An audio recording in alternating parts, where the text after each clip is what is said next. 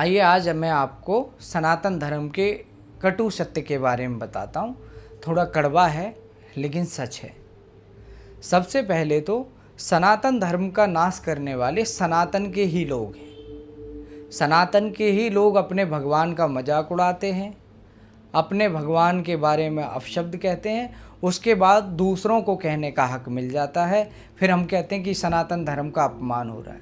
नहीं, सनातन धर्म का अपमान करने वाले सनातन के ही लोग हैं, उसके बाद दूसरे बोलते हैं। अगर हम ही नहीं बोलेंगे अपने धर्म के खिलाफ तो दूसरे की हिम्मत नहीं है कोई आपके धर्म के खिलाफ बोलते। लेकिन हम कुछ करते ही ऐसा है जिससे लोग हंसने पे मजबूर हो जाते हैं। अभी क्या हुआ, क्लाइमेट चेंज की वजह से जो बाबा बर्फानी का अमरनाथ में लिंग है वो जल्दी पिघल गया। अब जल्दी पिघल गया तो भगवान ने सोचा मेरे श्रद्धालु हैं, उनको दर्शन कैसे दूं। यहाँ तो इनको पंजीकरण करा के आना पड़ता है और किसी किसी को दर्शन होने को मिलते हैं। तो उन्हें एक युक्ति सूझी। उन्होंने क्या काम किया, उन्होंने सोचा कि एक भारत की पवित्र भूमि पर एक शहर है आगरा, मैं जाके फ्रिज में बैठ जाता और वो फ्रिज में भगवान शंकर के स्वरूप की आकृति बन गई। कितनी पवित्र बात है, कितनी अद्भुत लीला है भगवान की। जैसे ही बाबा बर्फानी अमरनाथ से विलुप्त हुए और फ्रिज में आगरा में आके वो ही शिवलिंग वहाँ बन गया। वो एक अलग बात है कि रूप थोड़ा, स्वरूप जो था वो छोटा था। अब वहाँ पे कीर्तन होने लगे, आरती होने लगी, यहाँ तक कि दान भी चढ़ने लगा, पूजा पाठ होने लगे, पूरा आसपास के लोग भी उमड़ पड़े। और ये किया किसने? ये सनातन के लोगों ने।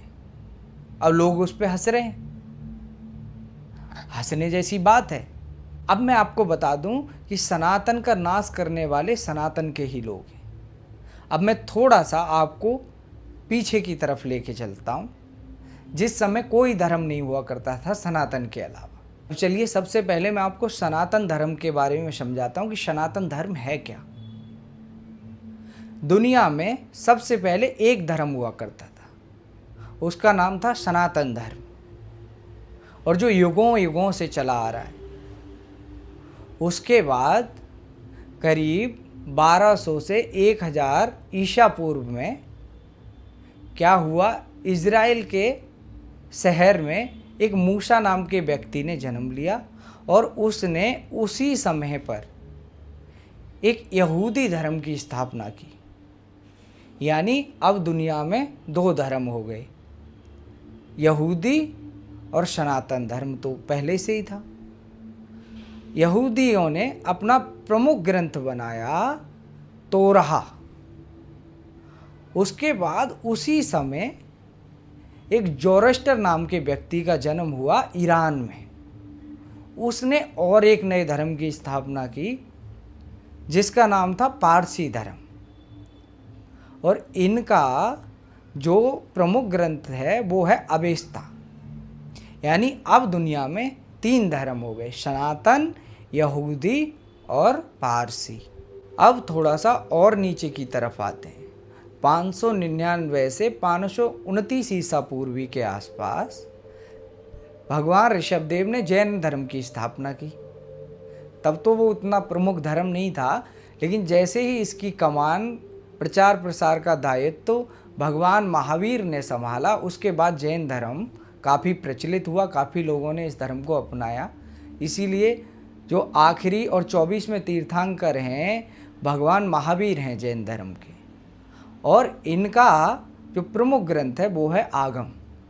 अब क्या हुआ, धीरे धीरे 4 धर्म हो गए दुनिया में। पहला सनातन धर्म, उसके बाद यहूदी धर्म, और फिर पारसी, फिर जैन धर्म। अब थोड़ा सा और नीचे की तरफ आते हैं। 6वीं और 5वीं ईसा पूर्व के आसपास भगवान बुद्ध का जन्म हुआ। भगवान बुद्ध ने बौद्ध धर्म की स्थापना की। ये स्थापना लुम्बिनी नाम के शहर में की गई थी जो अब नेपाल में है, पहले भारत में हुआ करता था। और इनका प्रमुख धर्म ग्रंथ है त्रिपिटक। यानी अब धर्म हो गए 5, सनातन और यहूदी, पारसी और जैन और बौद्ध धर्म। अब मैं आपको बता दूं, जो ईसा पूर्व मैंने आपसे कहा है वो ईसा पूर्व इसलिए कहा जाता है कि जो ईसा मसीह थे उनके जन्म से पहले के जितने भी वर्ष थे उनको ईसा पूर्व कहा जाता है। अब आते हैं पहली शताब्दी की तरफ, जिस समय ईसा मसीह का जन्म हुआ। ईसा मसीह ने इज़राइल में ईसाई धर्म की स्थापना की और इनका प्रमुख ग्रंथ है बाइबल। अब कितने धर्म हो गए? अब टोटल हुए 6 धर्म, सनातन और यहूदी, पारसी, जैन, बुद्ध और ईसाई। और आगे की तरफ आते हैं 610वीं ईस्वी में, यानी आज से करीब 1416 साल पहले। इसमें मोहम्मद पैगंबर का जन्म होता है। उन्होंने इस्लाम धर्म की स्थापना की सऊदी में, जो मक्का मदीना भी कहा जाता है उस जगह को, वहाँ पर स्थापना की। इनका प्रमुख ग्रंथ है कुरान शरीफ। अब देखिए कि जो आज से सिर्फ 1410-12 साल पहले धर्म बना, उस धर्म को आज दुनिया का सबसे बड़ा धर्म कहा जाता है, जिनकी संख्या सबसे ज़्यादा है। इस्लाम सबसे बड़ा धर्म है आज के समय में। अब कितने धर्म हो गए? टोटल 6 या 7। अब मेरा कहने का तात्पर्य ये है कि सबसे पुराना धर्म सनातन धर्म है, उसके बाद सनातन धर्म से ही निकले हुए ये सब धर्म है। अगर आपको गलत लग रहा हो तो आप गूगल कर लीजिए। और मैं तो सब धर्मों का ही सम्मान करता हूँ, लेकिन धर्म में इंसानियत होनी चाहिए। अब आप एक चीज़ बताइए कि एक सनातन धर्म से ये इतने धर्म कैसे उत्पन्न हुए? क्या कारण रहा? कहीं ऐसा तो नहीं कि पहले भी इसी तरह के धर्म गुरु थे जिन्होंने अंधभक्तियाँ शुरू की, इस वजह से कुछ लोगों ने अपने अपने धर्म बनाने शुरू कर दिए? आज भी वही हाल है। अगर देखा जाए तो बहुत से लोग अपना अपना धर्म बनाने के लिए तैयार बैठे हैं। सनातन जिस हिसाब से जा रहा है, मुझे लग रहा है ये सबसे छोटा धर्म हो जाएगा, इसकी संख्या सबसे कम हो जाएगी, क्योंकि और भी लोग अभी बैठे हैं जो अपने नाम का धर्म बनाने के लिए तैयार है।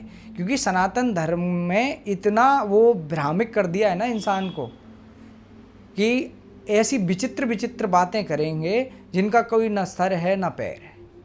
अब मैं आपको एक छोटी सी बात और बता देता हूँ कि 4 धामों में हमारा एक धाम है जगन्नाथपुरी।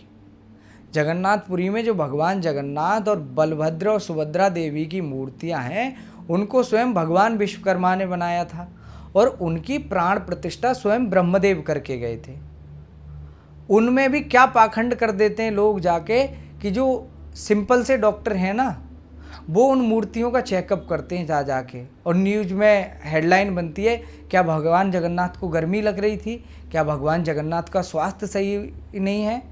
अरे आप एक बात बताइए, कितनी मूर्खतापूर्ण बात करते हैं आप। जिन मूर्तियों को स्वयं भगवान विश्वकर्मा ने बनाया और जिनमें प्राण प्रतिष्ठा किसी आम इंसान ने नहीं, स्वयं भगवान ब्रह्मदेव ने की, उन मूर्तियों को कुछ हो सकता है?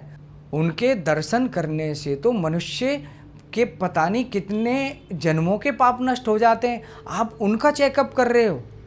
ये मजाक का विषय नहीं है। आप रील बना के डाल देते हो, यमराज से काम करवा रहे हैं लोग। मैंने हिंदू धर्म के ही लोगों को देखा है जिसमें यमराज भगवान से काम करवा रहे हैं कि यमराज आप थोड़ी देर बैठिए, मैं आपके साथ चलूँगा। मतलब मजाक देख रहे हो किस लेवल का? हम अपने रील के कंटेंट के लिए भगवान का मजाक उड़ा रहे हैं। कितनी, स्वयं भगवान यमराज का, जो धर्म के देवता कहे जाते हैं, न्याय के देवता कहे जाते हैं, उनसे रील में कहते हैं लोग कि भगवान आप बैठिए, मैं कपड़े धो लूँ, ये कर लूँ, वो कर लूँ, उसके बाद मैं आपके साथ चलूँगा। ये मजाक नहीं है हमारे धर्म के साथ।